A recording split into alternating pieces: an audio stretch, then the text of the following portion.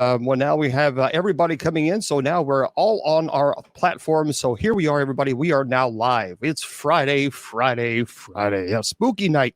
That's what it is. It's Friday spooky night, where tonight we talk paranormal, demonology, supernatural, ghost spirits, goblins, and werewolves and vampires. We just have a good time. We just chill out. So it's a chill out Friday. That's what it is. Chill out Friday, and well, that is wonderful. I'm so glad that you're glad that we're on, and I'm glad that we're on too. Okay, so first of all, let me just let everybody go. I'm Bishop James Long. Howdy, and I appreciate you being here. A couple things, as I always do. Make sure you go to our website, the folks who produce the shows, and that's kgradb.com. kgradb.com.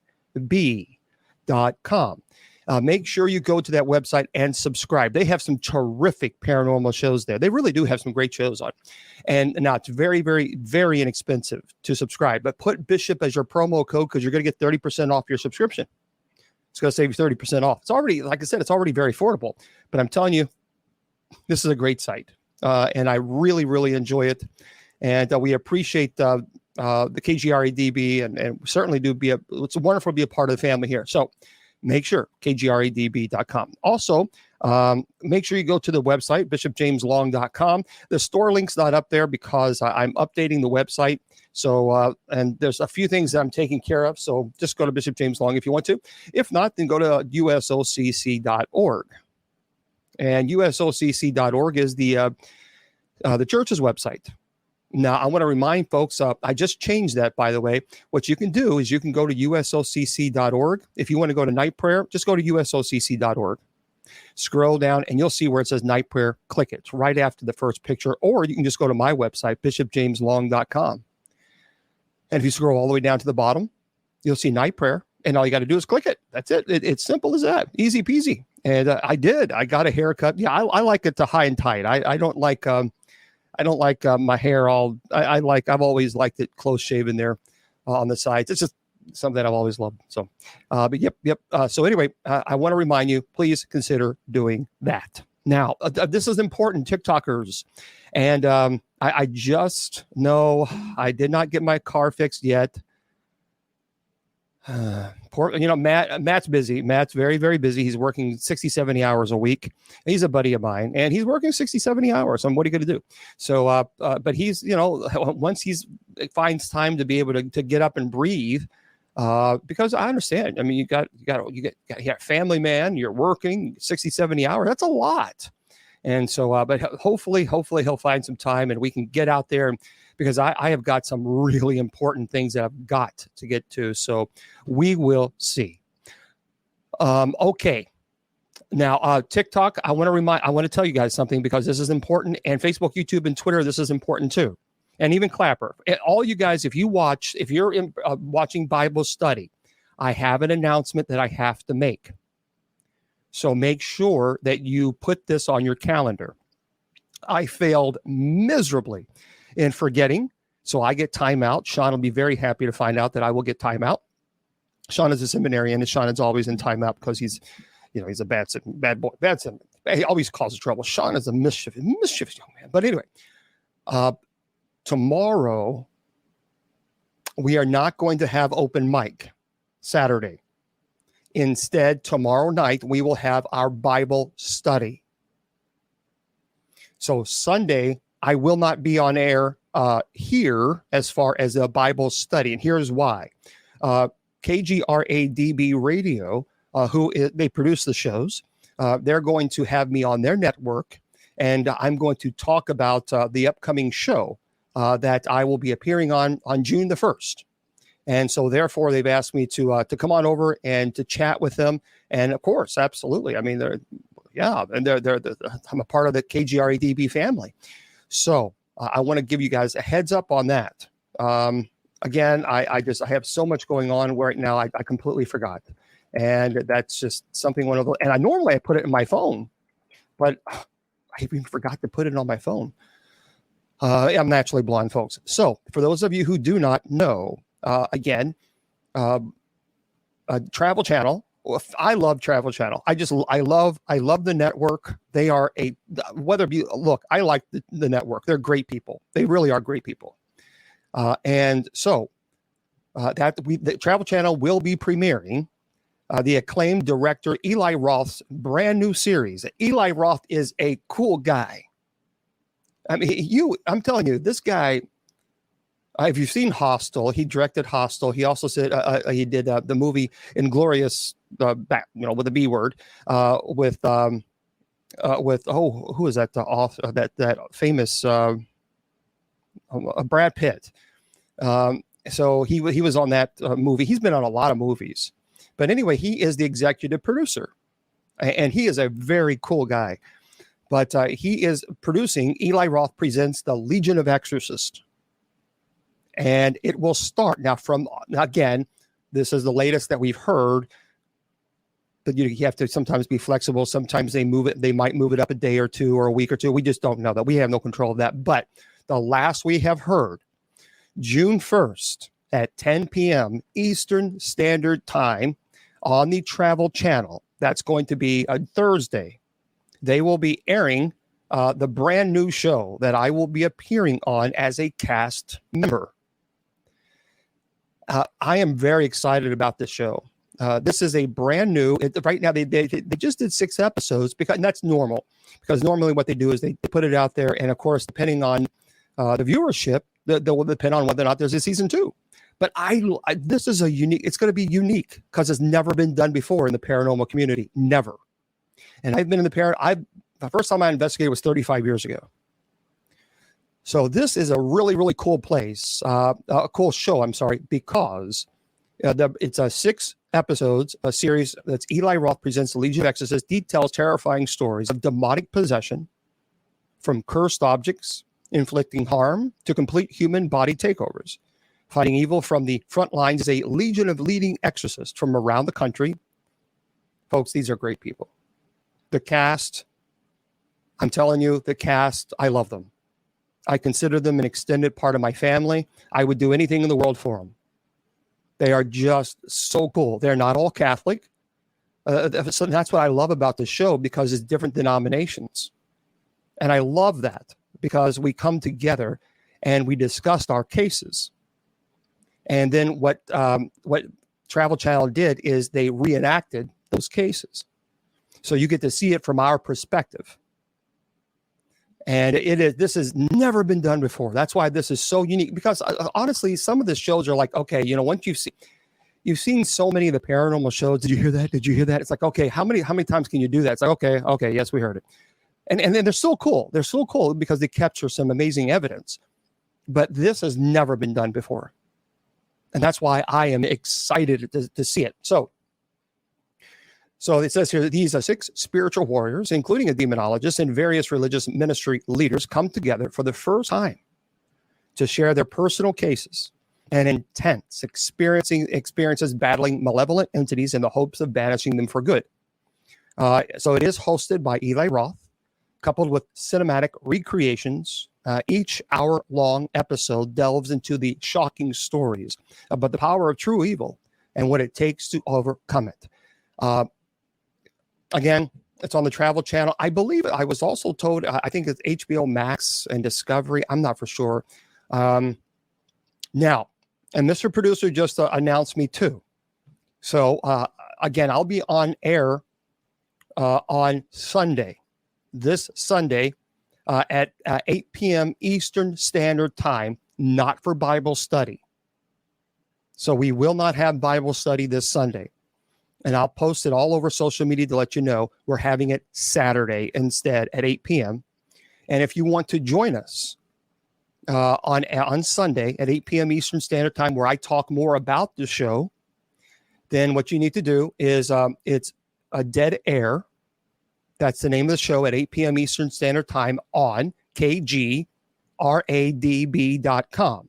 They also have, if you look on KGRA Facebook, you can also find KGRA on rumble.com. And if you want to go, if you don't want any of those, if you like YouTube, well, this is what you need to do. Go to YouTube. It'll be live, and type in Dead Air Full Spectrum. Okay. And they're all separate words. So Dead Air Full Spectrum. You know what? I need to screenshot that. That way I can let everybody know that. Yep. So that way I will make sure that I put that in there. So please make sure you do that, everybody. That'll be this Sunday, and I'll post it on Facebook. I'll post it on YouTube. I'll post it on TikTok, Twitter, and I think hopefully I'll be able to do it as well as Clapper to let everybody know. Okay, sound good? Alrighty. And Jason, Father Jason, I'll have to talk to you, Father Jason. We are. Let me see. This Sunday, I'm going to be meeting with Jason. I think we're going to do it at 6. But let me double check with that, Jason. I'll send you a message, Father Jason. I'll send that message. Okay. Well, it is going to air on YouTube. It will be airing. Hey, Bill, I wonder if we could do that. Could we also air it? Okay, so no. So there it is right there, everybody. YouTube. How do we do that, Bill? Can we air it on do we air it also on my YouTube or no? Just on Dead Air Full Spectrum. How do you want to handle that, Bill? Actually, I can. Okay, so everybody, Mr. Producer, I just jumped on the screen. So what we can also do is if you want to go to my Facebook page. YouTube. Yeah. My YouTube page. If you want to go to my YouTube page, you can we'll air it there as well. Yes. How's that? Sound good? All right. Well, thank you, Mr. Producer. Okay, so there we go, guys. It's going to be an action-packed weekend, and I am excited. I am looking forward to it. Tonight, by the way, depending on how alert I am, because I've been up since 4 a.m., depending on how awake I am, I really want to probably jump on for a little while after night prayer. So I'll be jumping on live on TikTok, Clapper, Facebook, YouTube, Twitter, because a lot of people from the West Coast, I'm getting slammed with emails from people saying, hey, Bishop Long, we appreciate you, but we really want to catch a live and to ask questions too, because they're on the West Coast and they're 3 hours behind us. So right now it's 4 p.m. Their time, in the West Coast, and they don't get to participate in the live shows. So moderators, if you want to be there, that's fine. If not, no stress. I'm not worrying. It's not going to be, I'm not stressing at all about this. So night prayer is at 10 o'clock tonight, Eastern Standard Time, and I might jump on around 11 p.m. Eastern Standard Time. So we'll see. But right now, that's the plan. And there we go. Okay. So Megs, okay, that's fine. And if you can't, again, no big deal. I mean, I'm not gonna stress about this. I can moderate and push block. I can do that. So I just want to chill this evening with everybody and go from there. All right, here we are. It is Friday, Paranormal Fridays. Thank you very much for your patience for all the announcements, but I just have to let everybody know. And by the way, for those of you who are moms, if I don't see you this Sunday, happy early Mother's Day to all of you. And so there's nothing, I'll tell you what, there's no harder job in my mind, in my opinion, than being a mom. That's a hard job. And the amount of love that our moms give us, I tell you what. So those of you who are happy Mama's Day, well, thank you very much. Keep rocking and rolling. Okay, tonight I want to do something a bit different. Because a lot of people have asked me, if they travel and they want to go to a haunted location, they want to stay the night someplace that's allegedly haunted. And so I've been doing some research, and I've been talking to a lot of my friends who are in the paranormal, and I have put together a list where many of my friends have been there. And they have claimed that there is absolutely no question at all. There's something going on in these locations. Now, I have not been to many of these locations. So I'm going to let you guys know that now. However, I did contact quite a few friends that I believe and I trust in the paranormal community. And I think you're going to like this. I think you're going to like this list. For those of you, again, Why would they ever want to do that? Yeah, I understand, but look, I love the paranormal. I love the supernatural, and that's okay. You know what? That's perfectly fine. Some people don't like it, and that's okay too. There's nothing wrong with that. But I don't think we all need to be so aggressive with one another. You like the paranormal. You're one of those people. You know what? Yeah, I am one of those people because I love the paranormal. And I've met some of the most amazing people, in the paranormal community. Truly.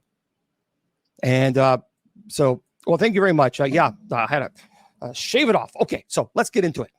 Haunted bed and breakfast, haunted hotels that many of my friends said, you got to tell your folks this is where they need to go.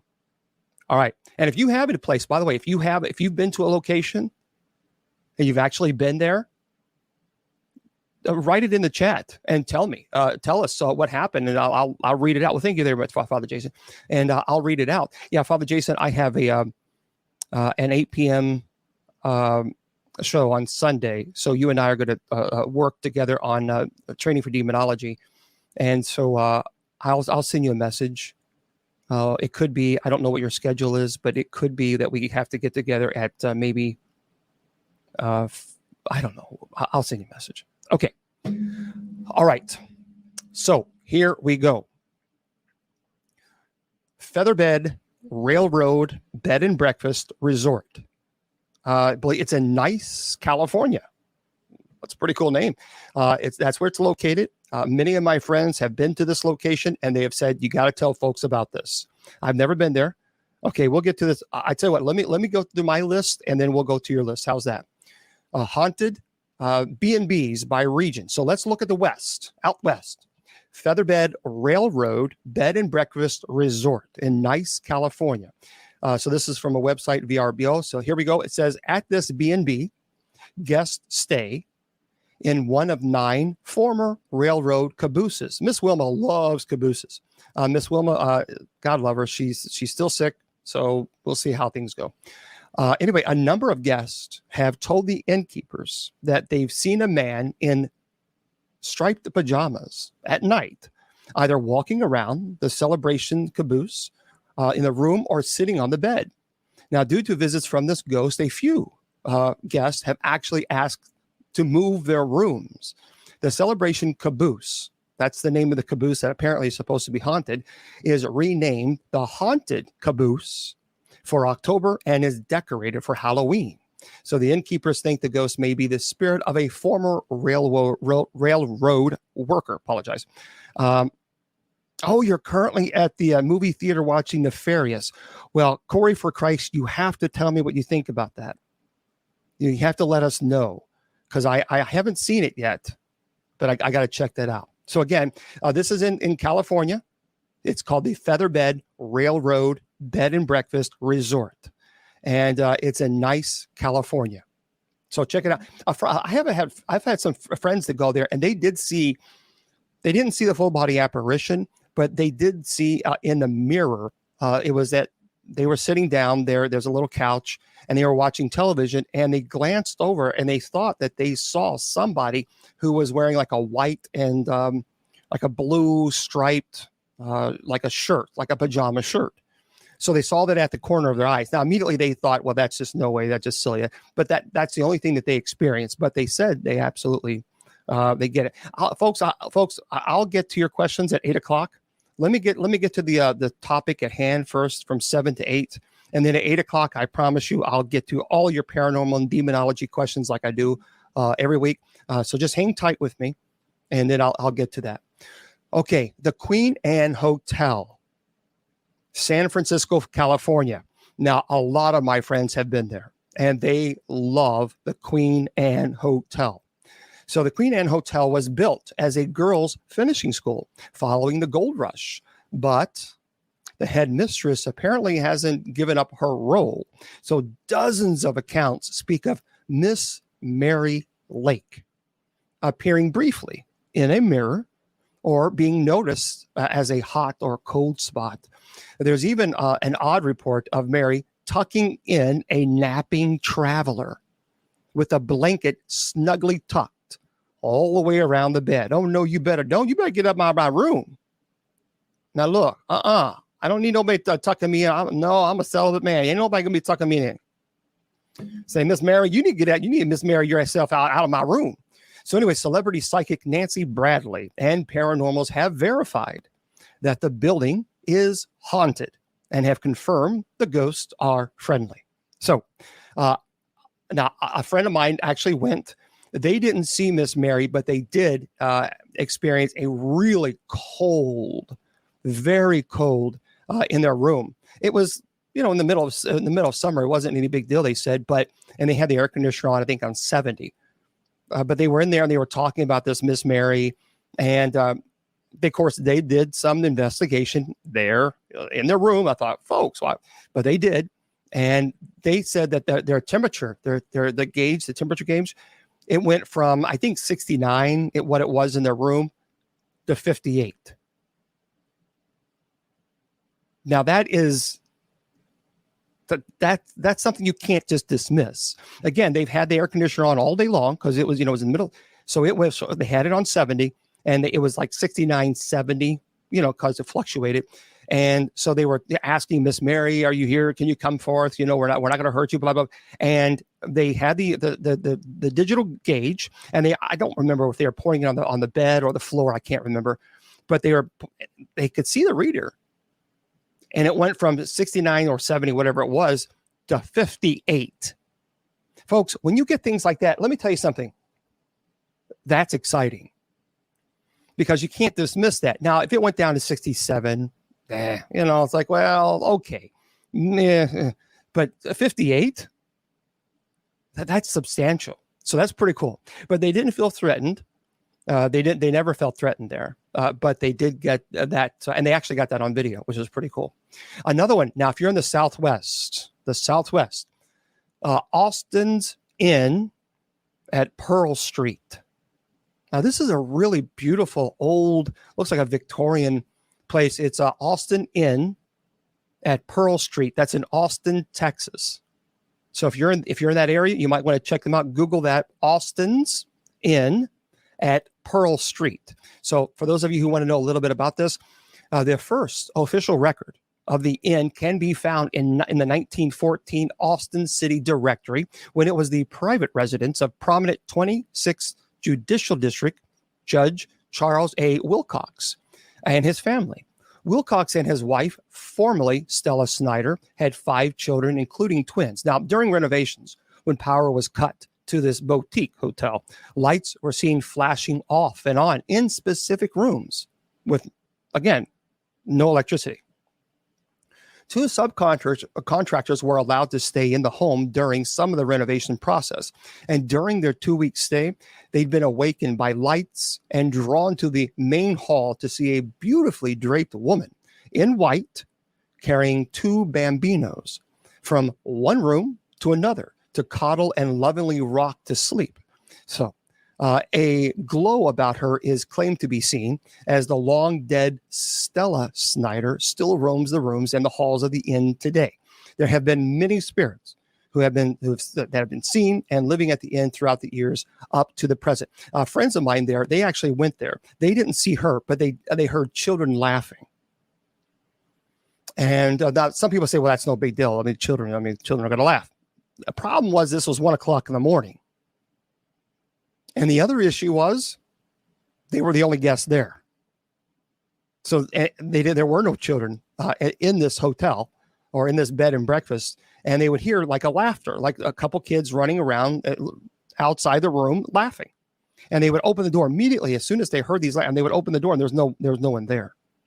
So see, when you get things like that, that is, to me, that's not frightening. I would like, okay, it's like The Shining. See, I don't get scared of things like that. To me, I want to know what it is. It drives me crazy not knowing. You know what I mean? So for me, as I guess because I love the paranormal, but I separate paranormal from demonology. They're not the same thing. Demonology is theological. That's not paranormal. So I think but I do love the paranormal as well. Oh, you're a chicken, Laura? You wouldn't do it, Laura? Laura says, nope, chicken here. So if you heard children laughing outside your room at 1 o'clock in the morning, would you open the door? Or any of you? You know there's no children there. And would you open the door? Oh, paranormal is the unknown. You would love it. Like, for example, I identify paranormal as ghosts, werewolves, vampires, chupacabra, even Bigfoot in a way, UFO, things of this nature. I identify that as paranormal. So, Shannon, you wouldn't? Yo, Shannon, you would not open the door? I would.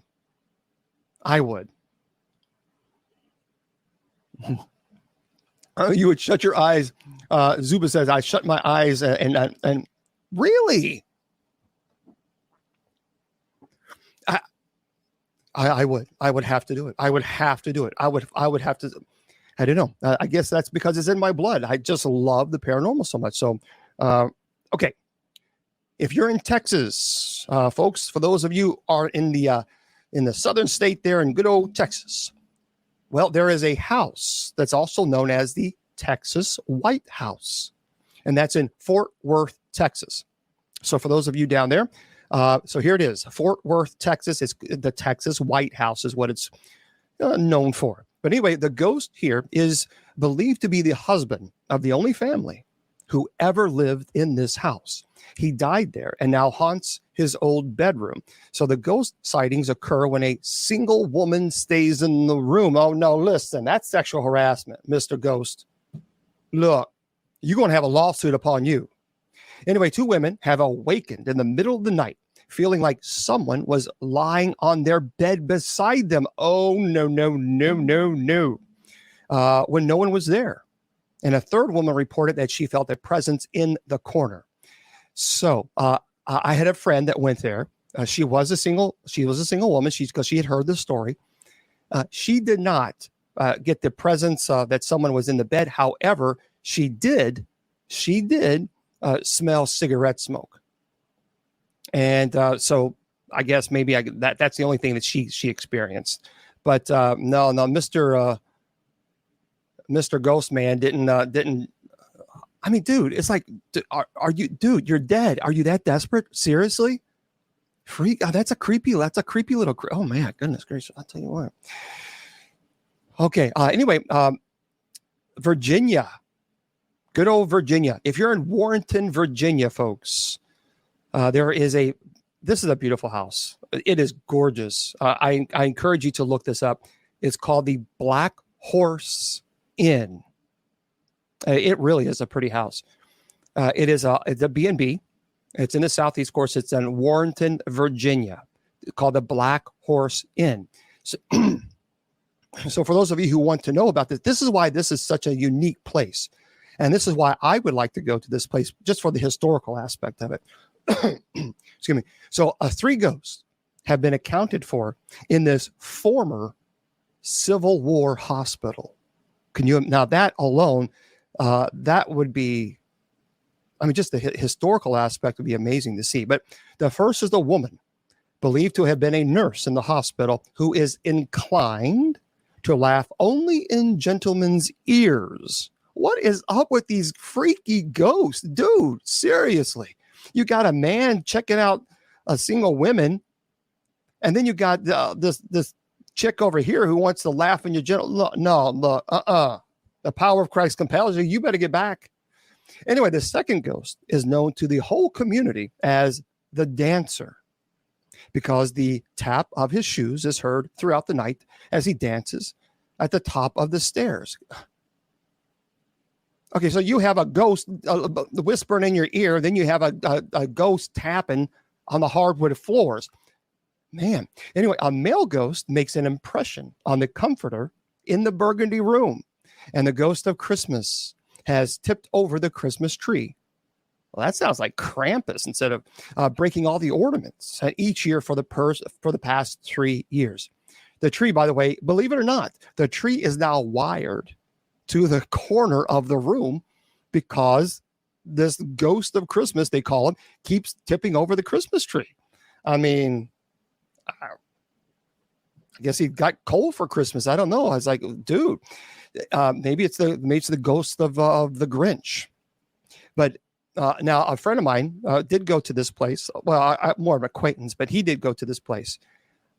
He didn't really experiencing a whole lot of things, but he did feel like someone was watching him in his room. He didn't see the woman. No one was whispering, creepy things in his ear. He did not hear tap dancing. And at that time, he didn't go during Christmas, but he absolutely felt like he was being watched. Have you ever had that situation where you just feel like somebody is watching you? You know what I mean? It's like you have that creepy feel. Like, so that's what he felt like. I did watch The Pope's Exorcist. Okay. The next, but we'll get to that 8 p.m. Right now, we're focused on our haunted items, our haunted locations.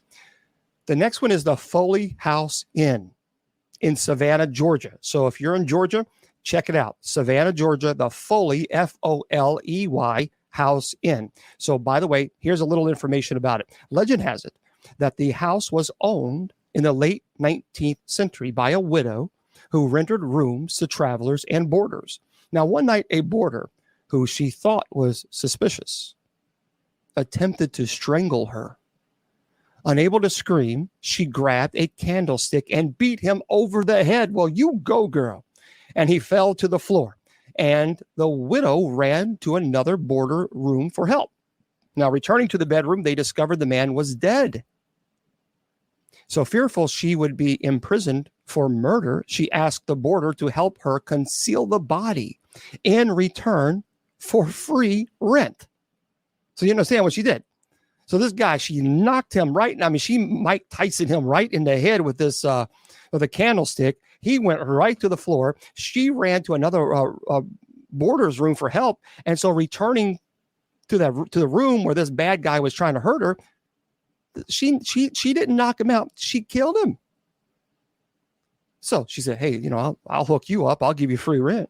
We just got to conceal the body. Not a good idea. So on the deathbed, she told friends what happened, but never revealed the location of the body. So in 1989, during a renovation to expand the inn, human remains were found in the wall.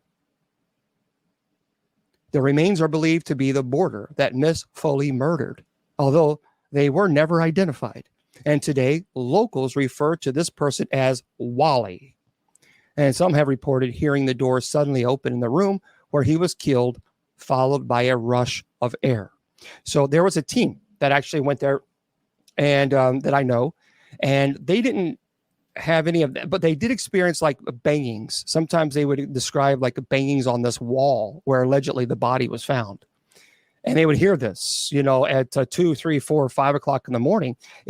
They originally thought it was old plumbing, but it kept doing. And then what was really interesting is they would tap on the wall too. So they would tap 1, 2, and then it would tap 1, 2, and then it would go tap, go tap, tap, tap, tap, tap, just to see what happens. And it would go tap, tap, tap, tap, tap. And so they have this on recording. So that was very interesting because somebody now could have been like a person in the other room, I guess, but they didn't like that. They didn't like that. So anyway, but that was something that they saw. The Kehoe House in Savannah, Georgia. Let's see. To get the FYP. What's an FYP? Jason says, tap the screen to help Bishop get the FYP. Oh, it's a tablet. Okay. Yeah, this little tablet here is as old as my sister. And that's old. I mean, that we're talking old, really old. Okay, so the Kehoe House for my page, for your page. Oh, see, I don't even know these abbreviations. It's the yeah. So anyway, the Kehoe House in Savannah, Georgia. Here we go. Set in restored 1892 Queen Anne style mansion. It's beautiful. This B&B is allegedly haunted by the ghost of twin Kehoe children. It's Kehoe, who may have died while playing in one of the house's fireplaces. It's now blocked up, by the way. The inn's website speaks of many reported sightings of the ghost and the sound of children laughing and playing in the dead of night. So the Kehoe House, now I have had quite a few friends that have gone there, and they love it. They just love it also because it is beautiful. It absolutely is gorgeous. It has 4.9 stars, by the way. So for those of you who don't know, it's let's see, that was built in 1892 by William Kehoe, a successful iron foundry owner. The home's exterior stairways, window treatments, columns, fences, and gates are all made of cast iron. I imagine so. So that the house features 13 guest rooms and multiple private and semi-private balconies. It's often photographed and is considered one of Savannah's most treasured historic buildings. It is a beautiful, absolutely. I'm looking at some of the pictures here. A lot of people actually do have their weddings there too. And thank you. For those of you who are offering gifts on TikTok, I'm so sorry that I'm not thanking you personally. It's just because I have 3 computers running at once. So thank you. But yeah, this is great. This is a beautiful location. They did hear children. My friends of mine who stayed at this place, they did hear kids. Again, this was very late at night when children should probably, be in bed, 1 o'clock, 2 o'clock in the morning. But Kehoe House, check that out. You can go to kehoehouse.com, and gorgeous place. Gorgeous place. Also in St. Augustine, Florida. St. Augustine is it's a hotbed of paranormal activity. There's a lot of locations in St. Augustine that is allegedly incredibly haunted. From my understanding, they do have a pretty strong spiritual community there. So if you guys have never been there, I have some friends that have a shop, and it's a pretty cool place. Okay, another location at the St. Augustine in Florida is the Penny Farthing Inn. Beautiful, beautiful, beautiful home. It is a St. Augustine British bed and breakfast circa, basically. It is absolutely gorgeous. Ghostbusters guests and the innkeeper have said that plenty of playful spirits hang around there. Occurrences include midnight tug of wars with the blankets. Now look, Mr. Ghost, listen, I'm trying to get my sleep on here, and I don't got time for you pulling the bed sheets down. So you need to knock it off. See, now that would irritate me. That would if something goes. Now look, no, we ain't doing that. No, Sinead, we're not doing this. That would I would get irritated with that. So apparently, but hey, if you like to go to a location and you like your bed sheets being yanked off by an invisible force, well, here you go, folks. I don't know, but anyway, one guest described a young lady sitting on the daybed in his room when he woke up, a full body apparition. A few days later, the 4-year-old girl of the owners asked if the lady in the doorway of the dining room was a guest. The little girl described the lady she saw exactly as the guest had previously. So, but that's a beautiful location. It's called the Penny, Penny, Farthing, FARTHING.net. And that is their location. It's a beautiful place. Gorgeous location. And what I do also like about it is a wheelchair accessible as well. So they have packages there, guest rooms, quite a few beautiful guest rooms. I checked it out earlier today. I love old historical buildings like this. Truly do. Here's another location. And then after we get there, I'm going to ask you guys for your locations and we'll talk about them. Okay. The Twin Lakes Lodge in Greensboro, North Carolina.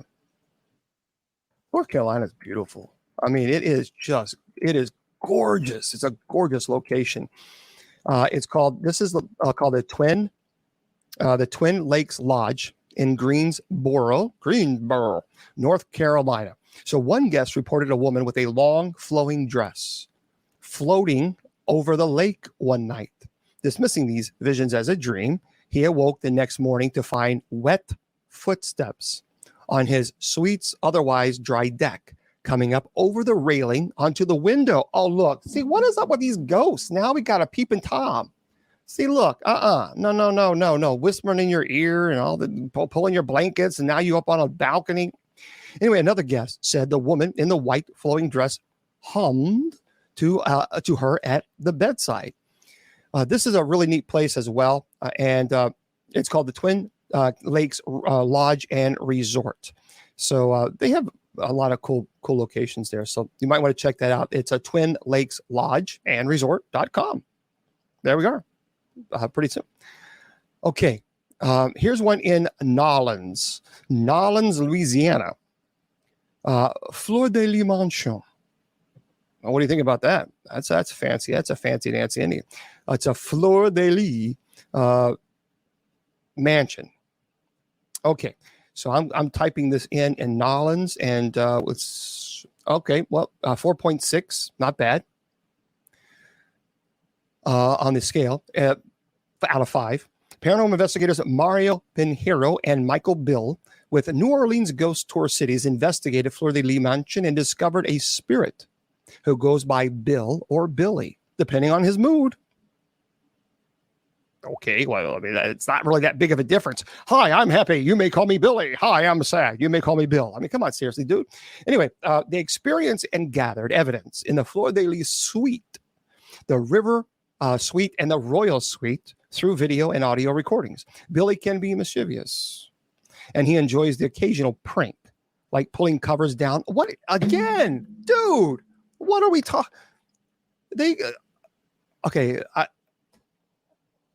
Somebody got problems. Anyway, like pulling covers down on sleeping guests or pulling out dining room chairs, much to the chagrin of housekeeping.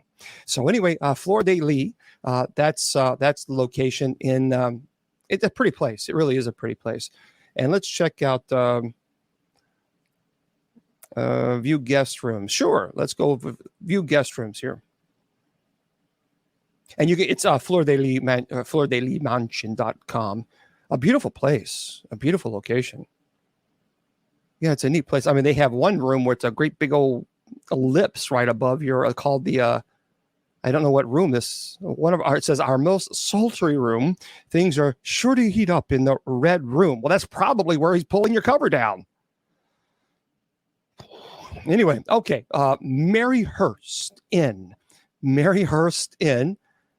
Your dog is a ghost. Maryhurst Inn in Orange, Virginia. So if you guys want to go back to Virginia, Maryhurst Inn, let me type this in and take a look at it again. There it is. It's a 4.9 out of 5. This is a beautiful, beautiful, beautiful place. A lot of weddings take place on this area. Anyway, the spirits of children reside at the Maryhurst Inn, primarily haunting the Magnolia Room, Madison Room, and the schoolhouse. Now, these ghosts like being the only kids on the block, so to speak. So don't appear if a living child, they do not. If you have a child there, they won't appear on the premises. Playfulness is a theme to the Maryhurst interactions.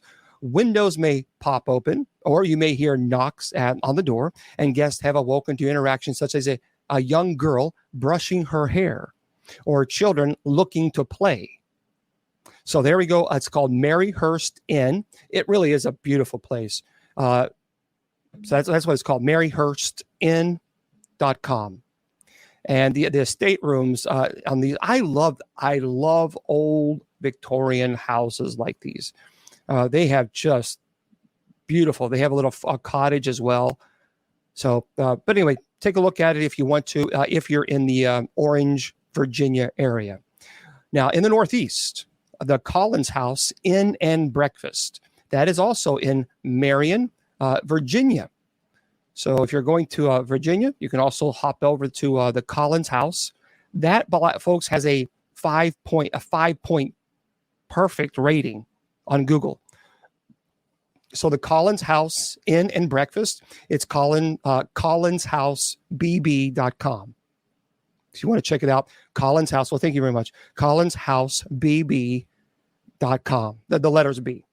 So anyway, two friendly spirits live at the Collins House Inn. The Marion Paranormals have surveyed the inn and validated their presence. So they have evidence showing that, yep, there is something there.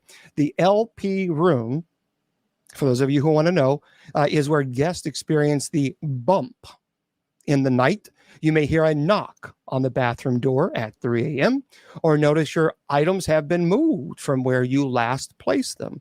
Are you exceptionally in tune with the paranormal? Some guests report feeling a tightness in their chest when approaching the LP room, and others cannot even go up to the second floor, including, by the way, the resident dog. The dog will not go up there. So anyway, it's at the Collins House Inn Bed and Breakfast in Marion, Virginia. If you want to check it out, certainly do so. William, that would not be ghosts. That would be demonic entities. Okay. Is it Valparaiso or Valparaiso, Indiana? The Inn at Aberdeen. The Inn at Aberdeen. So that is a location for you guys if you want to check that out. Let me check this. It has a 4.5 on the Google reviews. And in the website is in at.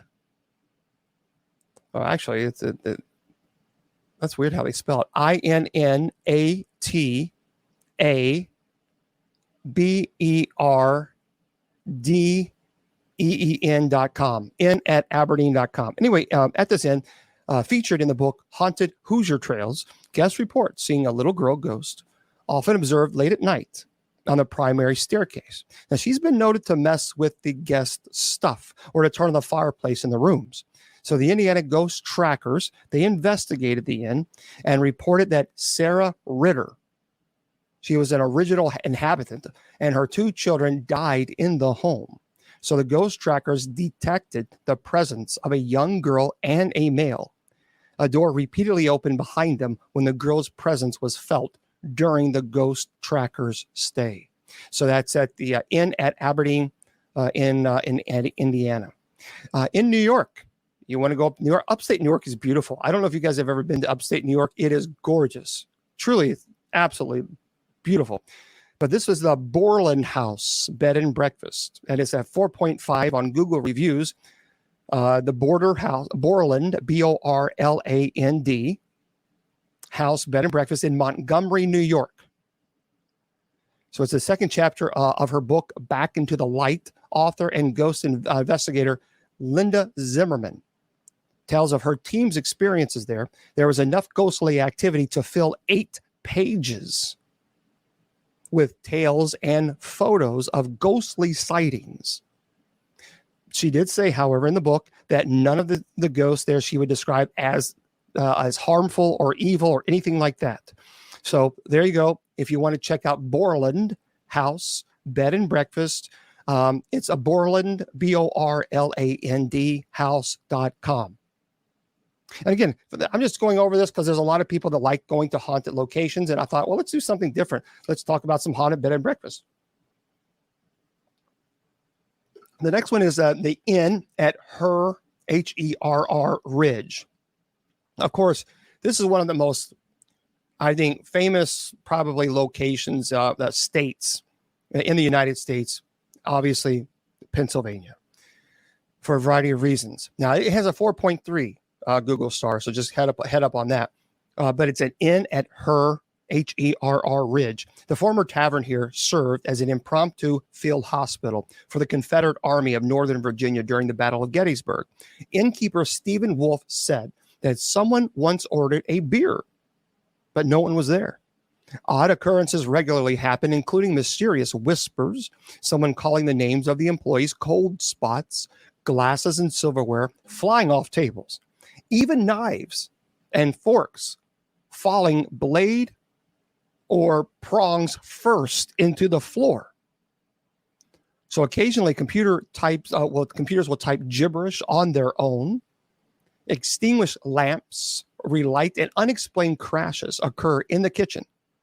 And Wolfe attributes much of the activity to the ghost house Frederick Herr, who purchased the tavern in 1828. So if you want to check that out, it's in at the Ridge. Well, actually, in at the RR Ridge. I don't know why they spelled that the other Ridge, but anyway, that's what it is. Type it in at her Ridge, Gettysburg, Pennsylvania. Also, in Gettysburg, the Balladary Inn. Again, I've not been to these locations, so I can't validate whether or not they're actually legitimate as far as the haunted locations. But this has a 5-point, grade, so it's pretty darn good. And this is called the Balladary Inn, and you just type balladaryin.com. In Gettysburg, Pennsylvania. It's a B&B, sits at the edge of Gettysburg battlefield and served as a field hospital of the Union Army during the war. Supposedly, the ghostly history still lingers there. So paranormal investigators have found dozens of EVPs, which stands for electronic voice phenomena, and have taken spooky pictures, and some guests have reported ghostly encounters. Several ghost tours are even offered in Gettysburg there, and of course they talk about this place as well.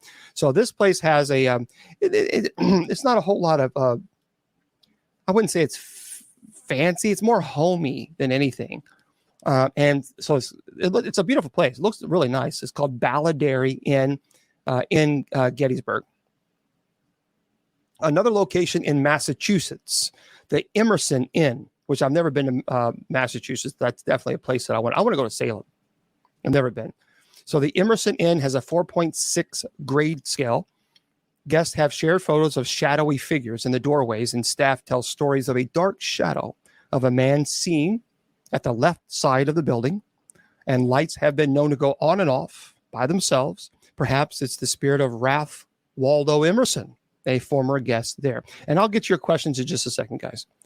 There's the next one. Hold on with the questions. Just let me get through this list, and I promise you I'll get to them. The next one is the Nichols Guest House in Massachusetts as well. Legend tells that the original owner of the 200-year-old colonial home took his own life. And there are shadows and strange sounds in the night. A light mysteriously flickers on and off, ensuring that guests know that the friendly spirits remain, that they're not aggressive or anything like that. In Vermont as well, I've been to Vermont. Vermont's beautiful. It is one of the most, it is so clean. It's a beautiful location. The next one is the Brass Lantern Bed and Breakfast. And that is in Vermont. Let me just check that in real quick. It has a really good ratings. It's a beautiful little home. And it's called BrassLanternInn.com. So in guests have reported paranormal activity, varied details, like they always hear the noises coming from the same guest room. Some report hearing people arrive late in the night, speaking loudly, talking about the good time they just had at a party. Yet in all the cases, no guests were staying in the guest room or even in the nearby room. So the Brass Lantern in Stowe, Vermont. And finally, the last one is the Green Mountain Inn. And that's also in Stowe, Vermont. I tell you what, I saw the biggest moose in my entire life. It was massive. But that has a 4.6 scale there. So it's at Boots Barry, the tap dancing ghost and former local hero, can still be heard dancing on the third floor on the inn during the severe winter storms.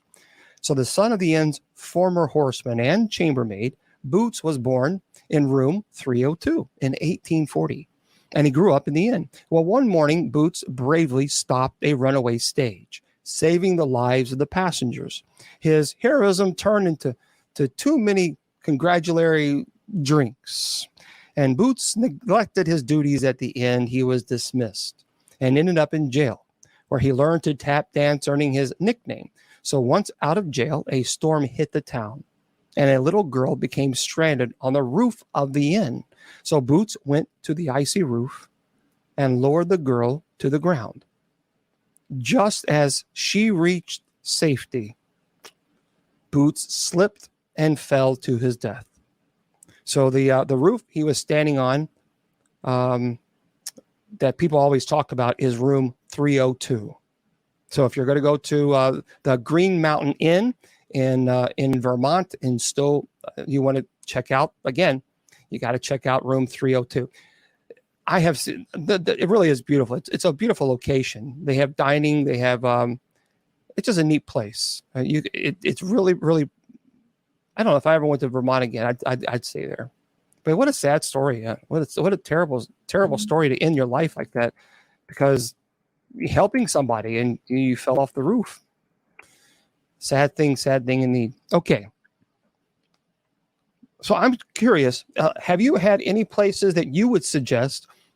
Have you ever been to like a bed and breakfast, or even to perhaps maybe a hotel that you would absolutely say 100%?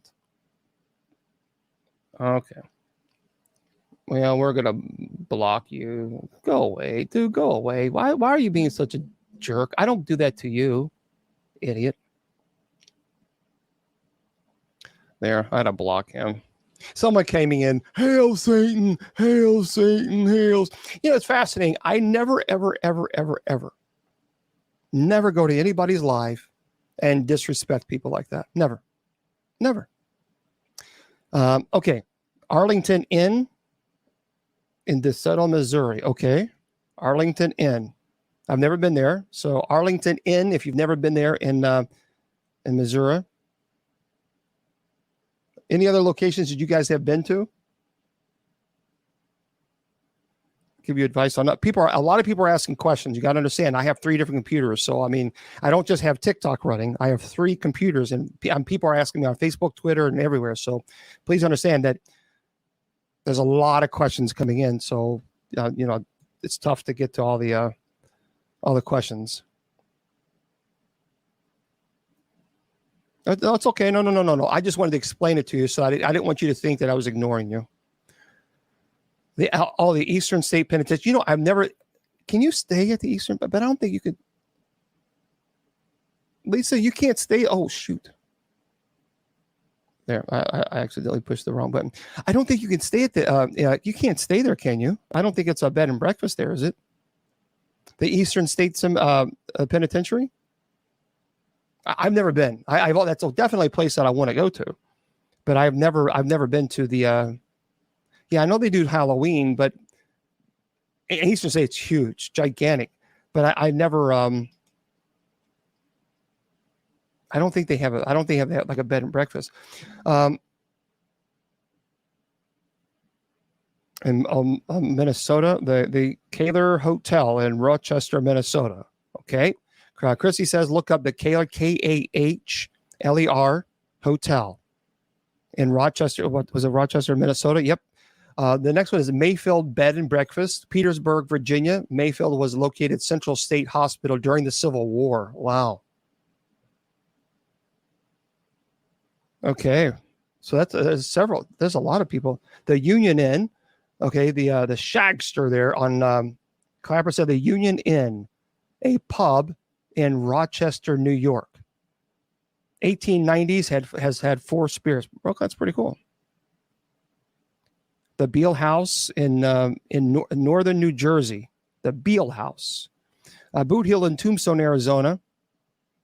Oh, your 4-year-old kept saying scary place. Wow. You know, Tombstone would be I'm telling you, that would be a location that I'm sure would have a lot of activity. A lot. The Borden House, yeah. What is it, Hawthorne Hotel in Salem, Massachusetts? Full. Okay. So the Hawthorne, I've heard of that. I've heard of the Hawthorne Hotel in Salem, Massachusetts. I've never been there, but I have heard that that's a very, very active place. Pole Glass in Northern Ireland. Yeah, what is the Beale House? Someone said something about the Beale House. What is that? Hawthorne is wicked crazy. Okay. So for those of you who are writing this down, I mean, if you guys are interested in haunted locations, because they're going fast, so I'm just reading as quickly as I can. I have not been to the Amityville House. No. Well, thank you there, Hudson. Maybe I'll let you guys know if I'm ever doing a paranormal event or if I'm doing a paranormal conference, but I'm working on a couple of them. I'll let you guys know. Yeah, I've never been to Alcatraz. I live in Kentucky. The Whitney House. I have heard of the Whitney House in Detroit, Michigan.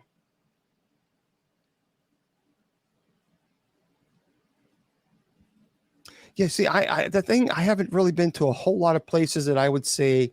Now, the Bel Air House in Bel Air, Ohio.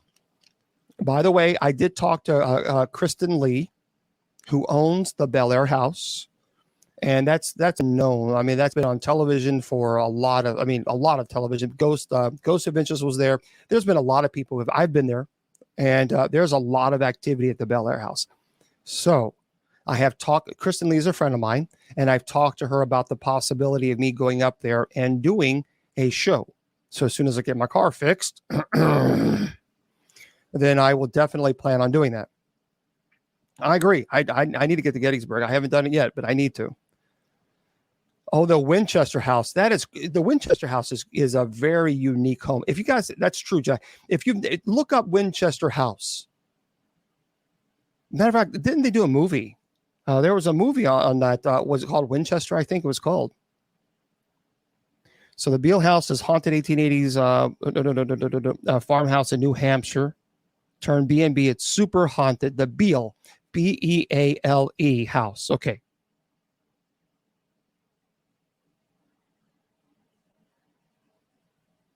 All right. Yep, the Beale House. So a lot of people are saying the Beale House. So maybe we'll have to do Polly's Island, the Gray Man. So it's it's interesting. There's a lot of people who have experienced something here.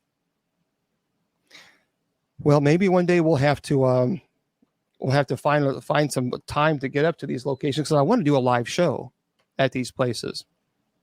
Yeah, lots of people at the Winchester House. Well, it's not so much the money to fix the truck now. Just a buddy of mine. It's been 2 months. So we're just trying to get him because he's schedule and all this other stuff. We're just trying to get him, to get it done. But I understand he's got to work. I get it. I totally understand. So I'm just still waiting. I have a really old backup vehicle, but it has the engine light on, and there's no way that I trust that car to drive. There's no way. So yeah, I'm just kind of I got to wait until my car gets fixed. I'm kind of stuck, The Whaley House. The Whaley House is very popular. I've heard a lot about the Haunted Hill House. Oh, you're gonna fly me out there. Okay. Where's Haunted Hill? Where is that? I've heard that before.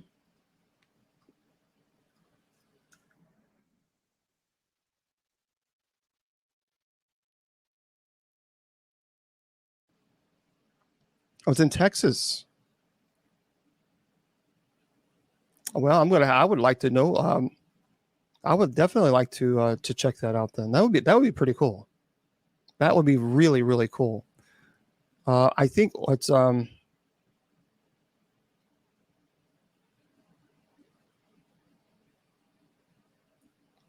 in Texas. What part of Texas? Near DFW, Dallas Fort Worth. Okay, well, cool. Maybe one day we'll have to do it. Well, not that he's talking about the Haunted Hill House. You're talking about Jeb. You're talking about the house on Haunted Hill. That's in California. So it's two different locations, but yeah. I'm doing good. How does one become? So let's get into some of your questions, and we'll kind of go from there. Well, I always tell people, as far as being an exorcist, it's not something you seek, because it's a calling, and it's not. I would never do this if I were not called to do this ministry. So this is a calling to do it, because it is a ministry, and through prayer and understanding. I knew I wanted to be a priest at 5, and I was reading books on demons at 9. And I've never stopped reading about demonology. Of course, when I was 9 years old, I didn't understand everything, obviously, but I just knew that I couldn't put it down. I knew I couldn't stop reading it. I had to read as much as I possibly could. And so for me, that that was because we had down the street, not too far, we had a little library, like a little branch library. And I was there all the time. I loved the library. But matter of fact, I loved it so much, I even got a job there once. So for me, it's I could not stop reading books on. Well, thank you very much. I appreciate that. Thank you for the universe. So yeah, it's not something that I chose. It's something that I accepted, and I accepted the call. And so, of course, I went through training. So I went through of course, I studied for the Roman Catholic priesthood, and which is very important because you have to have some training in this, because if you don't, then you'll think everything is a demon. Everything is a demon. Everything. And those people who think everything is a demon, they drive me crazy, because everything is not a demon. It's just simply not true. We'll talk about ghosts in just a second. So is it true that you do not talk with demons during the No, you do not. There's no conversation there in the rite. The rite is the solemn rite of exorcism, which, by the way, their first form was written in 1614. You don't have a conversation with the demon. You just don't, because the demon will lie to you. So you command in the name of Christ to give its name and the hour of departure. That's it. Because they will do everything and anything to cause problems, cause frustrations. I just simply I don't even pay attention. I don't have a conversation with them, because I don't want to know what they have to tell me, because it's going to be a lie. So I command them in Christ's name to give me their identity and the hour of departure. And there's a reason for that, and I'm not going to go into it, but I got to be very careful. There's a lot of people who watch these now and later, and then if you get too much information, then they think, well, good, I watched Bishop Long's thing on things on live, so now I can go perform an exorcism, and that's a little dangerous. So, ghost, here's the thing. A lot of people will say to me, and they said it for everywhere. They always say this. They always say that all demons or all ghosts are demons. Now, I've said this many, many times before. For those of you who follow me, you know that I've mentioned this quite a few times. And that's simply not true. Biblically, it's not true. And here's why. And I don't know where people get this. I don't know where people have gotten this. All ghosts are demons. No, they are not. They are not. Oh, I do. Yeah, I've been doing that. Yeah, for Matthew chapter 14, verse 26. Remember, as I said this before, when Jesus was walking on the sea, the disciples were terrified, and it says very clearly in translation, it says it's a ghost. And people say, well, it was a mistranslation, it meant demon. No, it did not. You cannot confuse ghost with demon. They're two different words. And furthermore, even in Luke chapter 24, verse 36 through 51. Remember, I've talked about this before. When Jesus appeared to the disciples after he was crucified, they were terrified. And they said, because they thought they were seeing a ghost. And what did Jesus say? Well, why are you so frightened? Why do you doubt? Look at my hands and feet. See that I am. Touch me and find out for yourselves. Ghosts don't have flesh and bones as you see that I have. So what does it tell us? As I've said this before, that tells us that the disciples had the concept of what ghosts were. And it also tells us that Jesus, if ghosts did not exist, Jesus would have said, don't be silly, ghosts do not exist. But that's not what Jesus said. So thank you very much, Vet Bill. I appreciate that. So we know from that perspective, no, ghosts are not angels. I think ghosts are, now there's a difference between residual haunting and intelligent haunting. Okay, so let's talk about that, because a lot of people, well, but see, are ghosts supposed to be in heaven? That's $1 million question, because you got to remember that heaven exists outside in time and space. Can you be in heaven and be here at the same time? Well, if heaven exists outside of time and space, then the answer is yes. See, our minds we are restricted in thinking in time and space. We can't be in two places at once. And right now it's 8:10 p.m. Eastern Standard Time. But in death, that does not exist. Time and space does not exist. So there's a term called residual haunting.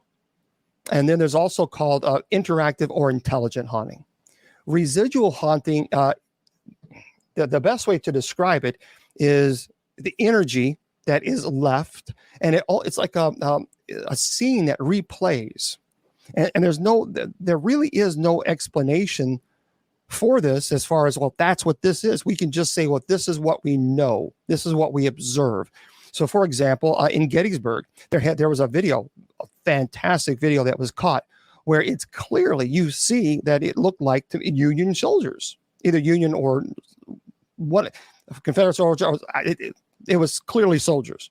And they kept walking back and forth like this, and they kept going in and out of the woods, and like they were walking in a line. But now a residual haunting does not have the concept of self. So in other words, they're not aware that you are aware of them. They are not even aware of you. So we don't have an absolute, well, this is what it is. Now, some people say, well, it's the energy that has imprinted on a location. And again, we're just theories.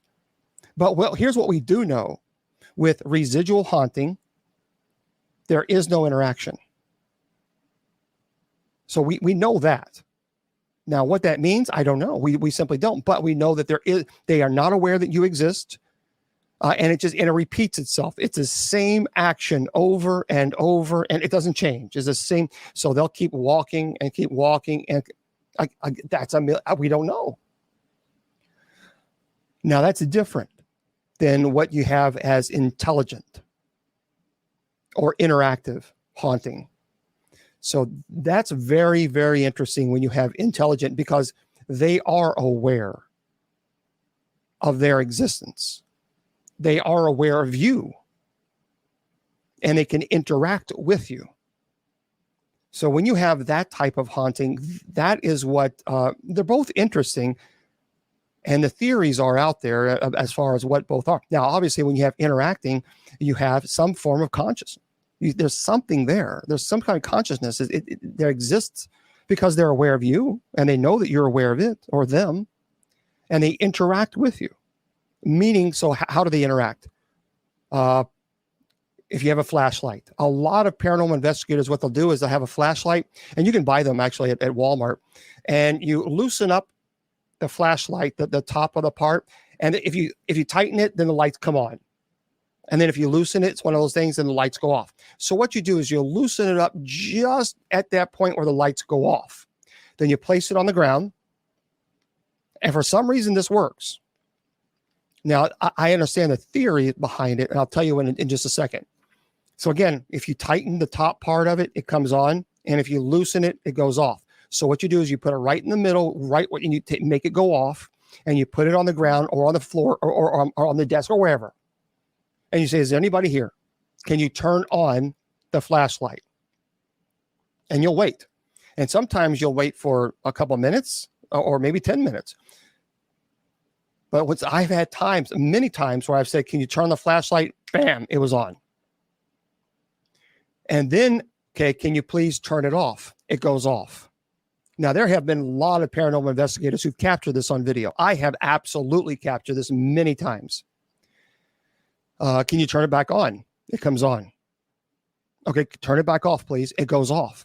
Now, the theory behind why that it's easier for them to do that, to manipulate that, is because if you turn it all the way off, or let's say you have a regular flashlight that requires a button to push down, to push in, to push it in, to turn on, and push it back in and turn it off. That takes a lot of energy. So the theory is that because that type of energy, the spirit there is not able to manifest that type of energy to manipulate a material object like a flashlight, turning the button on and off. But if you have a light to where they're able to manipulate and it doesn't take as much energy, that's the theory. And that makes a lot of sense, because it's interesting, because here's what I did. I put one of those flashlights on the one that you tighten and you untighten. I put that on the table. And I also put another flashlight right next to it where you actually had to push the button to turn it on and off. So I put them next to each other to see and to compare. And and again, the flashlight with both flashlights were off. And then I said, okay, is there anyone here? Can you turn the light on? The light where you were able to unscrew it, to tighten it, or that would come on. But the light that required the push down, it never came on. Now, people say, well, people moved around it and it bumped the table. No, there was no one around. Well, if you're a paranormal investigator and you do this seriously, you make sure that everything is done correctly. You don't try to push something to make something happen. Those people are frauds. So you make sure that that item is not moved, that table is not moved. People are not walking around, because if you are, yeah, you can argue, well, that's not genuine. So there was no one around. No one was moving. Everyone was stationed. They're completely locked in their location. But never once did the flashlight that required you to push it, never once did that go on. But the one that was easy to manipulate as far as turning it on, that did. So I thought that was pretty cool. Again, these things, when you investigate things like that and you capture evidence like that, to me is exciting. So, okay. All right. Let's see. Black Angels in my real. Yeah. There's a guy in the body, and well, see, we are energy. That's what we are. We are energy. That energy doesn't die. The spirit does not die. And now there people are always going to say that all spirits are demons, and I don't agree with that. I just don't. And I'm just saying that as a person. I've investigated so many locations. Here's what I'm going to say. Without question, if you're a paranormal investigator, every one of you are probably saying, yep, that's 100% true. You absolutely know without question the difference between a demonic presence and a human spirit. If you are a seasoned paranormal investigator, you absolutely know the difference. It is black and white. You can't confuse the two. And so for me, I've experienced both, obviously. And so that's why I say I just simply don't believe that all spirits are evil. I don't believe it. And again, I'm telling you that as an investigator, as a demonologist, as an exorcist. And so there we go. Okay. Yeah, there's several other bed and breakfasts besides just the ones I mentioned. In New Orleans, there's a Grand Victorian Inn you can check out. Stonecroft Inn in Ledyard, Connecticut. There's the Salem Inn in Salem, Massachusetts.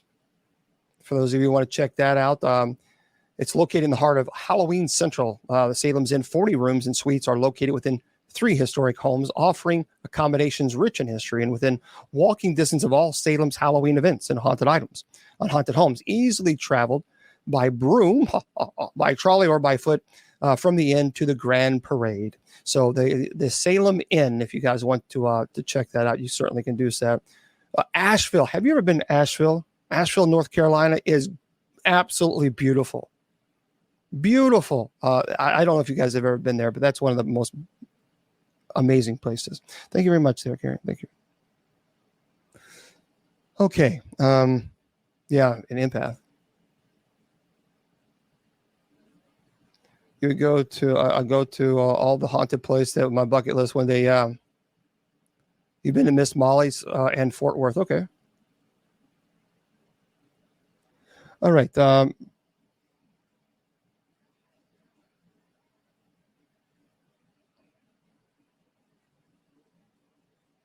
Oh, you saw the documentary and the next day you woke up with 3 scratches? Keep in mind, a lot of people will talk about the scratches. That could also be a dermatographia. So keep that in mind. people, like for example, you might you can look that up, and you might wake up. You might have a parent, or you might have a scary dream or something like that, and scratch yourself. So, you know. Okay.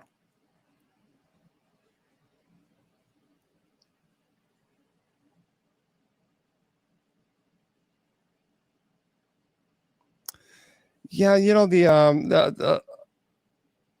the hour of departure. I mean, that can mean a million things. You'll have to give me more. You'll have to give me more information as far as the question itself. I mean, hour of departure, referring to what? The Pope's Exorcist, that movie I did. I loved the beginning and I loved the middle, but I just didn't like the end. I thought I got so angry. I got so angry at the end because it was just so stupid. It just dumb. I mean, I thought, why would you ruin it? Why would you ruin that? The hour. The hour of departure. Gotcha. We demand the name of the demonic and the hour of departure, when it's going to depart, and there's a reason for that. And this is the only thing I'm going to say. During an exorcism, the intellect, and of course, the strength of the exorcist, the will, the intellect is being attacked of the exorcist. The will and the intellect is being attacked of the demonic. And so there are reasons, there are stages to an exorcism. And so once it divulges certain information, then you know where you are in that stage. Because again, the intellect and will are both being attacked, and one's going to win, one's going to lose. So of course, all the time, it will always say in the beginning, what is your name? It will always say, Satan, Lucifer. It will say, other demonic names to try to frighten you, to scare you, and quite often it will do that. That's a form of intimidation. So I mean, you just continue. You continue the rite, because that's many times it doesn't just give up its information just like that. It just simply doesn't do it. And so that's why the battle, that's why the rite is for. So you give the name and you give the hour of departure, and you continue to do this and you continue to do it until you beat it down, until the intellect and will is eradicated, and then expulsion will happen. I used to have nightmares. I had a nightmare that was recurring for a while, where I talked about this before, where I was a teenager, and I dreamt of. I woke up. I was in my dream, and in my dream I woke up and I looked at some person lying on a cot next to my dresser. I talked about this before, and I walked over to this figure, and I was dreaming, and he had white cloth on, like an alb, but we call it an alb. It's like a white robe, and golden sandals.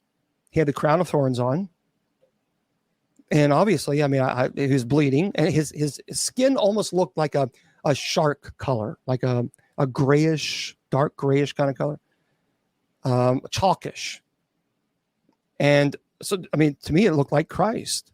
So I went down and I grabbed his hand and he opened his eyes. They were bloodshot red. And he kind of raised up, and his words were, what the hell are you looking at? And obviously that frightened me. So I grabbed my crucifix that was on the wall, my first communion crucifix. And I grabbed it and I held it up to him. And that's what I did in the dream. And so he took his hand and he crushed it, and it turned into ash, and it was hitting the floor. And he kind of snarled and kind of chuckled and says, "That's supposed to hurt me. I died on the stupid A thing." Well, obviously that intimidated me. So I ran right upstairs, and I told my mom, and we called the priest, and the priest came down immediately. Obviously this was a dream, and he performed the exorcism. And this thing was screaming in pain, in extreme pain. And for the moment, I kind of felt, I don't want anything to hurt. I don't want anything to be in pain. Anything, including, I don't want anything to be that, because the screaming was terrible. So it reached its hand out to me, and for out of compassion, I reached my hand out to it, and that's when I woke up. And I could not breathe. I got up from that bed. I wasn't standing. I rose up from the bed. I couldn't breathe. And finally, I caught my breath. So it wasn't sleep paralysis because I was completely aware. And then I looked over to my right, and there was that figure, but he was standing up. And he was standing. He was looking right at me, and he was bleeding, and the blood was hitting the floor, and he faded away. And what was interesting, and my sister, she's in there too. She'll tell you, that house that we lived in was very haunted, very, very haunted. And as a matter of fact, it had blood, the stains on the floor from where this thing was standing. My mom got mad at me because I said this before. She thought it was the paint that was on the floor, that I was painting something or whatever. I wasn't, and they couldn't get it up. They could not get the paint up. Oh, what she thought was paint. They couldn't get it.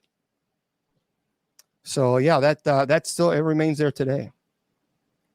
But that, yeah, I had that a lot. I had that dream a whole. As a matter of fact, I still have. I have my first communion cross, and when I woke up, the communion cross that I had was it's a big. I mean, it's a good sized cross like that. Was on the floor. And apparently the nails of the feet, I don't know why, but the nails of the feet were removed. And so I still have the cross now. So, I mean, it's in the other room, but I have it. So yeah, that was a crazy experience. But I had that dream several times.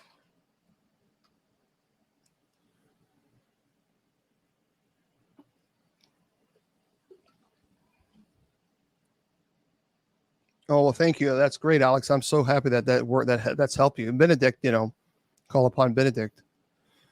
Would you be willing to travel to our country, cleansing homes full time if you had the opportunity? Because it sounds like there are thousands and thousands of haunted places.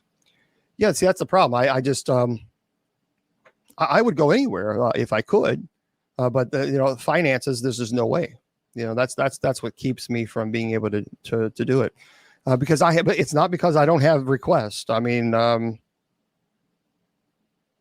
here now 8,236 emails, and that's in three days. That's my ministry email. Well, you guys can't see that, but anyway, that's what it is. So that's 8,236 emails, and then I have 14,000 messages, over 14,000 messages on TikTok. And I think it's 893 messages on Facebook Messenger. So, well, it's not the vow necessarily vow of poverty. Is I don't get paid as clergy, so I do this 100% free, and I rely strictly on donations. That's the only way that I can get to people's homes. Otherwise, I couldn't do it.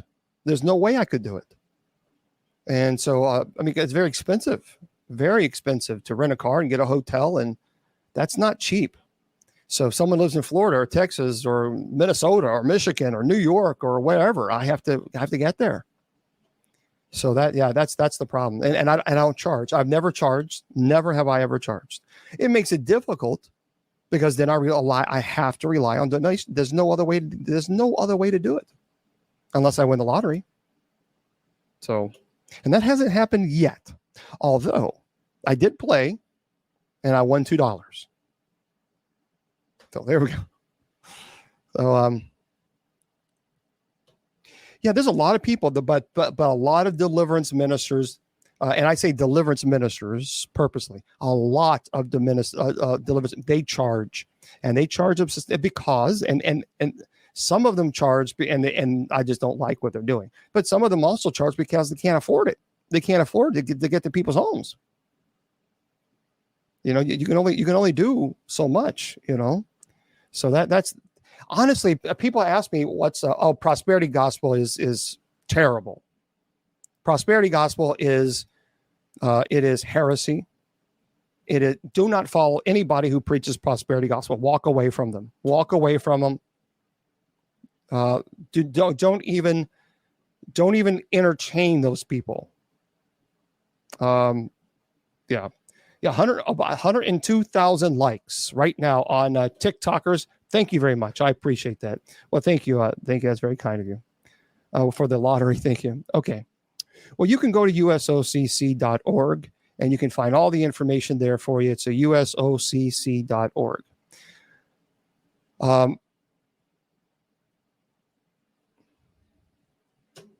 Yeah, see how about when you are sleeping and are awake? Well, if you're hearing people talking while you're awake, that's one thing. When you're sleeping, you can kind of, explain that away. But there are things that would cause one to hear sometimes what they perceive as people speaking when you're awake. I did some research on that. I can't remember the official name for that, but there's actually a term for that. Again, not psychological. I'm not talking about schizophrenia, but there's actually a medical issue where people can actually hear what they perceive as people talking when they're awake. It could be dental work. Yeah, I forgot. Gosh darn, I forgot what it was. I'll have to look it up again. Okay. But yeah, people charge an exorbitant amount of money, exorbitant amount. But prosperity, someone's asking me on Messenger, prosperity gospel. Here, folks, I'm telling you now, listen to me very carefully. Stay away from prosperity gospel. Yeah, I went to the Roman seminary for 6 years. I went to Loyola University in Chicago and graduated there. I have a doctorate in ministry, a master of divinity, a master of education, a master of business, and a bachelor of communication, journalism, and associate of philosophy. And I'm telling you, stay away from prosperity gospel. Prosperity gospel is this. It teaches you that God will only bless you based on how much money you seed or you sow a ministry. That's a lie. That is an absolute lie. God is not going to bless you based on how much money you give a ministry. God blesses you because you're a child of his. So the blessing is free. So don't ever let anybody tell you that, oh, no, God will only bless you based on how much money you give a ministry. That's a big fat lie. That's right. You can't buy salvation. So anybody who says that, walk away from them. They're a fraud. I don't like people who preach prosperity gospel because it makes you feel guilty. So you put $10 in the collection plate. Well, no, that basically they're saying you're not putting enough. So if you don't put enough, then it doesn't grow. That the more money you actually give, the more God blesses you. You put whatever you can put in the collection plate, but no pastor should ever make you feel guilty by putting more than what you're able to do. And this is why a lot of people have turned away from the Christian church, because of people who preach this heresy. It is terrible. It is terrible. Stay away from it. Stay away. I had a near-death experience, Akula. I talked about my. I'm gonna have another presentation on that again, on near-death experience. Not anytime soon, but we'll have it again. But I will. I had one. My sister had one. So yeah. Well, tithing is great. I don't have a problem with tithing. There's nothing wrong with giving to a ministry. There's nothing wrong with that. Here's the problem. The pastors will then put pressure on you to give more than what you're able to. And then they tell you that the more money you give, then the more God is going to bless you. Meaning that blessings are contingent upon money. Well, Jesus said just the opposite. Given to Caesar what is Caesar's. Given to God what is God. So your blessings is not contingent upon how much money you give a ministry. Your blessing is because you're a child of God, and that's free. So, okay. All right. Yeah, they do.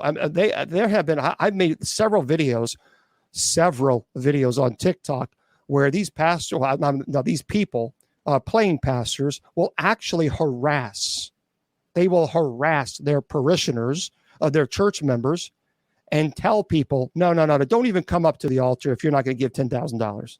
Don't even come up here. Don't waste my time. Wow. That's blasphemy.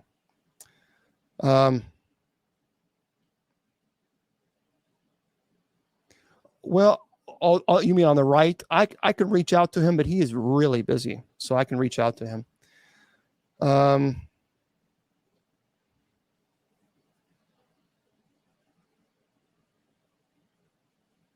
Yeah, see that thing. I when it comes, I don't investigate my home. And I don't think you should either. I tell people, do not investigate your home because you have an emotional connection to your home. And if you've done something perhaps in the past where you've accidentally given an invitation to a demonic, that's where they can actually trick you. So I'd stay away from it. I just stay away from that. I would not go to that route. I just wouldn't go there.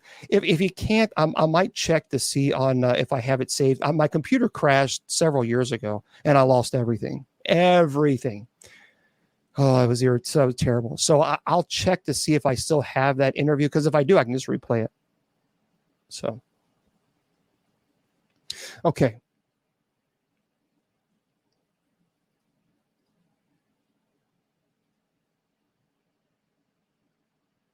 Well, oh, that's very nice. That's Karen. That's very nice. The ministry's mailing address is, if you guys want to know, some people was asking about it. It is a P.O. Box. I'll put it up here as well for the Facebook, YouTube, and Twitter. P.O. Box 754. P.O. Box 754. And that is 2 words, Lebanon Junction. Lebanon, Lebanon Junction, Kentucky. And the zip is 40150. And thank you for the likes there as well on Clapper. So it's a P.O. Box 754, Lebanon Junction, Kentucky, 40150. Now, some people have sent me items, like personal items they have, like a cross or a rosary, and they have asked me to bless that. I do that absolutely. I've always done that. I don't charge for that. That would be simony. You don't do that ever. However, I tell people, be careful about that, because someone sent me a really old rosary in the mail. And that made me nervous, because I told them, it's like, I'll send you the tracking number, but I can't control. Once I send it, I can't control it. So you got to be careful. If you send me items, I also ask, please make sure that you put a self-addressed stamped envelope in there, a return address, so that I can, because if you have 730,000 followers and you have a bunch of people sending you things, you got to pay for there's no way I can do it. I can't. So I ask people to do that. Oh, by the way, I want to make this announcement, which P.O. Box 754, Lebanon, Lebanon,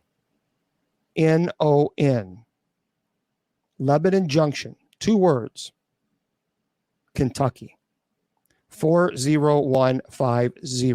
I'll put it on my, that's a good question. I'll also put that on my my personal email. Let me just do this real quick. Hold on 1 second. Okay. I have contacted my friends. I'm really excited about this because they said that they would do this.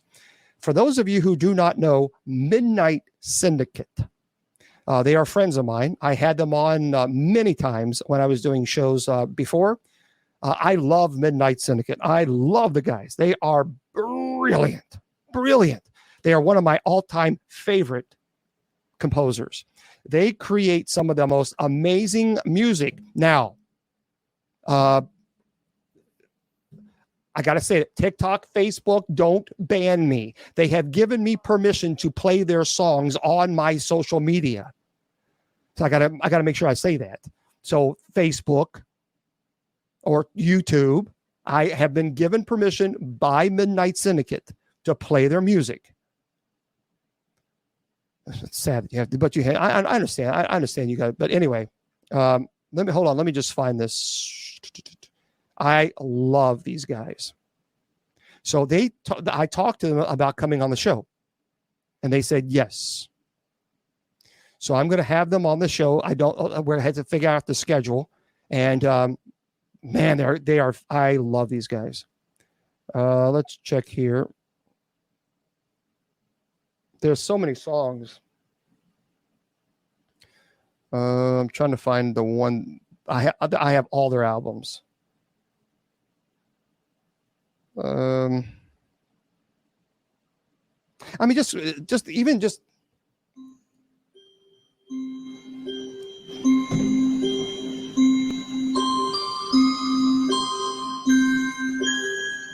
that is just so cool.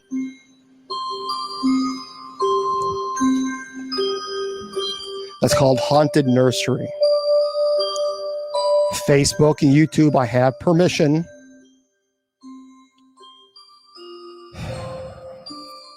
You have to do it, otherwise they kick you out. That's my favorite.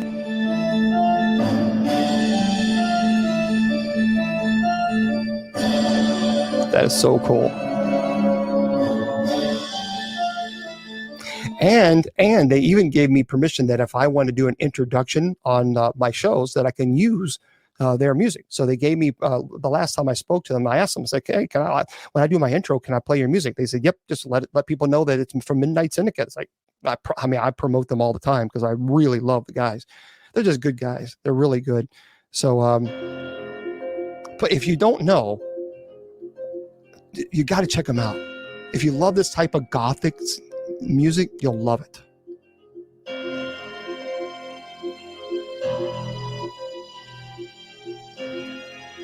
Isn't that cool?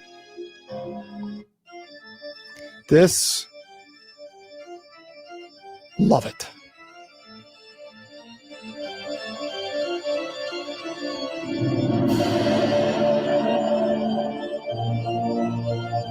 Isn't that cool?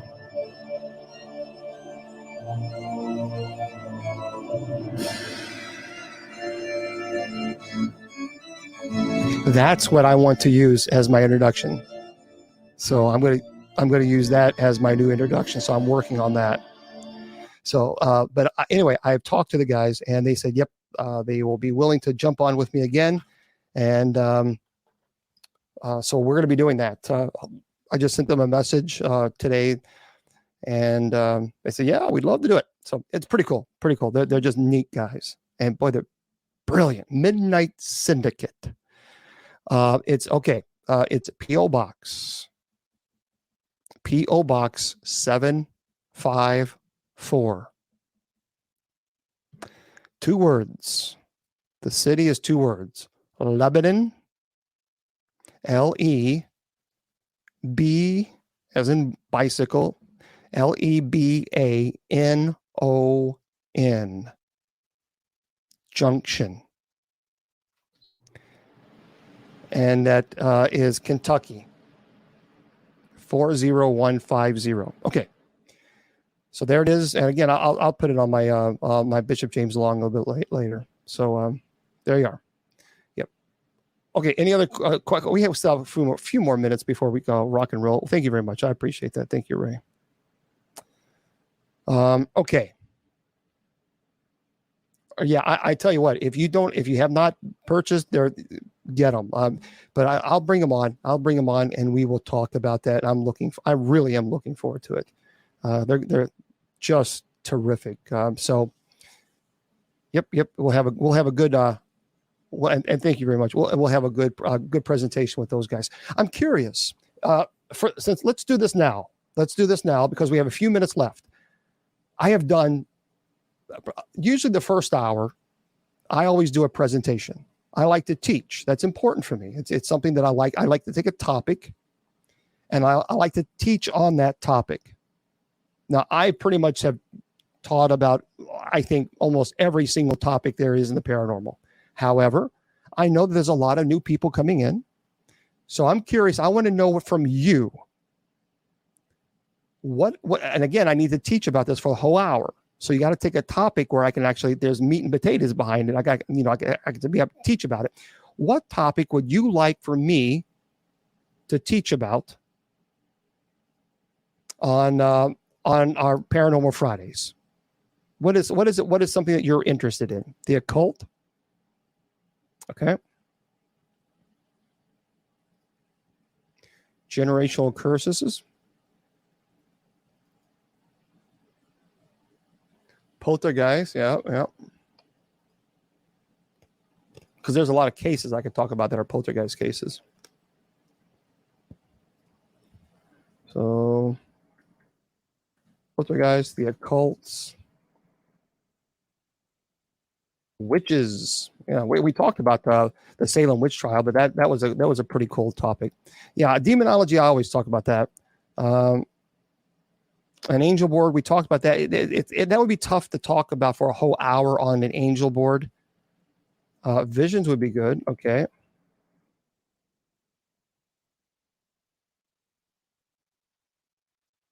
Okay. Body, person's possession. Okay. Yeah, modern witchcraft, witches or witchcraft. Yep. Demonology. Yep. Yeah, we do demonology a lot. So we're good with that, you know. I like that one, Gareth, as well. Hellhounds and other cryptids.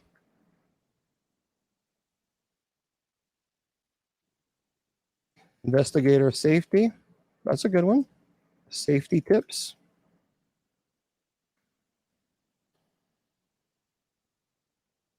Orbs are primarily dust. Lost spirits. I don't think the show's going to be on Netflix.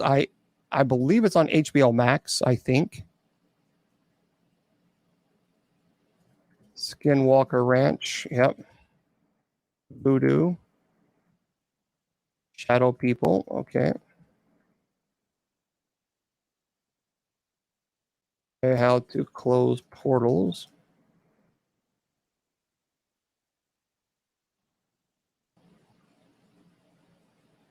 Well, purgatory is more of a Bible study thing. I get what you're saying. Aliens, yep. Oh yeah, remote viewing. That's right. That's right. I wanted to do a remote viewing. See, guys, here's the problem. I have to be careful with what I present, because I don't want to present things, because this is what's happened in the past. I've done a presentation on how to close portals and things of this nature, and then people went around saying that Bishop Long taught them how to close portals. So I got to be very, very. You have to remember, I have to be very careful with how I present information, because I don't want it to come across as, well, this is a class, and that because people have done that for years, and so I got a big, astral projection. Oh, that's dangerous stuff. The Templars, yeah, that'd be a good one.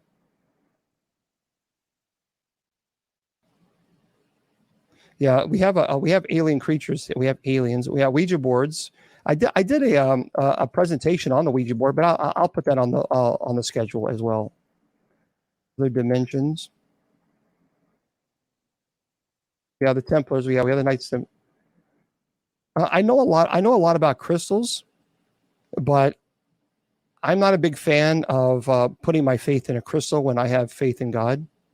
So I understand nothing. I love crystals. I love them, but I'm not really big into looking at crystals as a healing property when I can go directly to the healing source, which is God.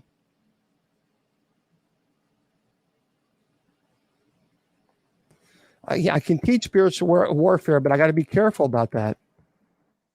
That's what I'm saying, Ash, because once I go on and I start teaching spiritual warfare, Bishop Long, he taught it. I'm certified now through Bishop Long teaching. That's what they've done. And they've done it in the past.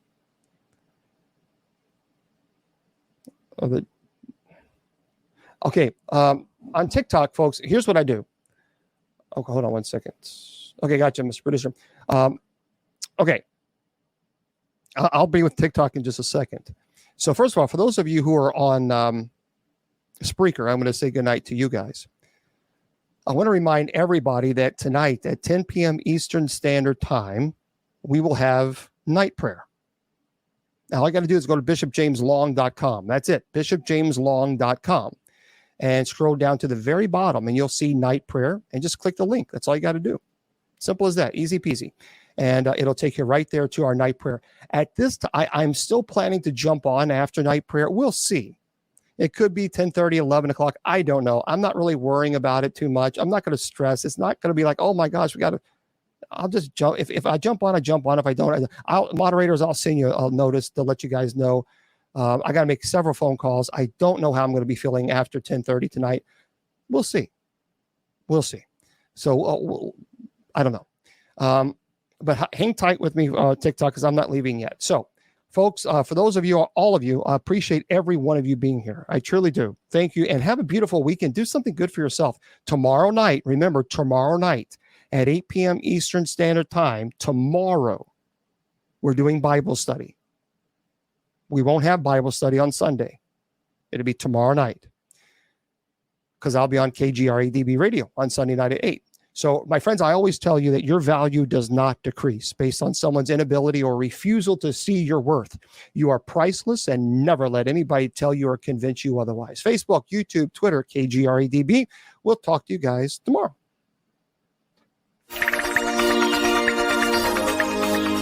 The Sacred Division has been brought to you by Bishop Long's online paranormal course. Learn demonology, angelology, paranormal studies, and genealogy. It's 100% online, and you learn at your own pace. Please go to www.bishopjameslong.com and click on the paranormal course link.